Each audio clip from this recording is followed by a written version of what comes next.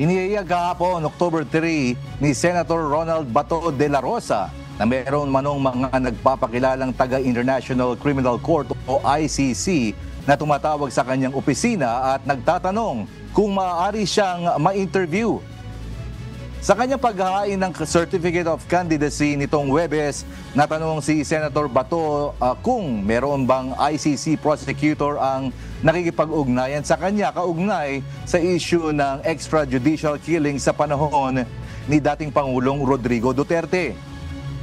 Aniya, mayroon na umanong mga tumatawag sa kanyang opisina, subalit ipiniliwanag nito na hindi niya sila pinagbibigyan o dahil maaaring manloloko lamang ang mga ito. Muli namang nanindigan ang mambabatas na walang jurisdiksyon ng ICC na mag-imbestiga sa Pilipinas. Wala. Merong nag-contact sa opisina, pero in-ignore man namin dahil alam man namin na wala silang jurisdiction sa atin. May nagko-contact sa opisina ko, pero in-ignore namin. Hindi namin kinausap, hindi namin pinatulan. Baka mamaya mga ng mga tao no, na sumasakay sa isyu, no?